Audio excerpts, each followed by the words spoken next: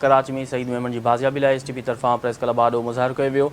एहतजाज में एजाज़ सामचियो, इलाही बख़्श बिकक, मज़हर मेमन, डॉक्टर अब्दुल हमीद मेमन, सईदा गोपांग ऐं शहरनि वॾे अंग में शिरकत करे सईद मेमन की जल्द बाज़ियाबी जो मुतालबो कयो।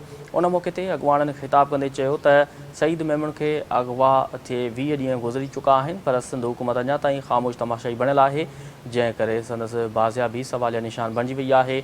STP अॻुवाण इलाही बख़्श बिकक चयो त हुकूमत खे चङी रीत ख़बर आहे त सईद मेमन खे कंहिं अगवा कयो आहे, पर उन बावजूदि का बि असराइती कार्रवाई नज़र नथी अचे।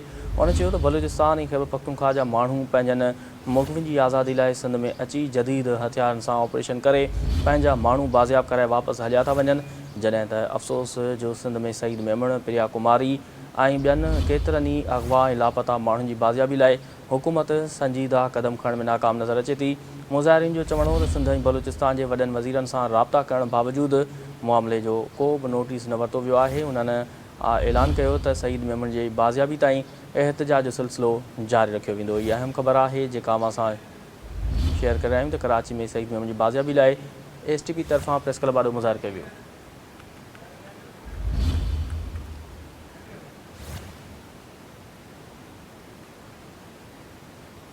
एहतजाज में एजाज़ सामचियो, इलाही बख़्श बिकक, मज़हर मेमन, डॉक्टर अब्दुल हमीद मेमन, सईदा गोपांग ऐं शहरनि वॾे अंग में शिरकत करे सईद मेमन जी जल्द बाज़ियाबी जो मुतालबो कयो।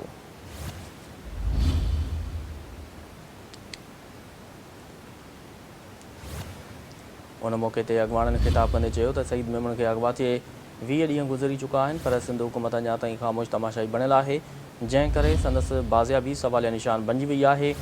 STP अॻुवाण इलाही बख़्श बिकक चयो त हुकूमत खे चङी रीत ख़बर आहे त सईद मेमन खे कंहिं अगवा कयो आहे, पर उन बावजूदि का बि असराइती कार्रवाई नज़र नथी अचे।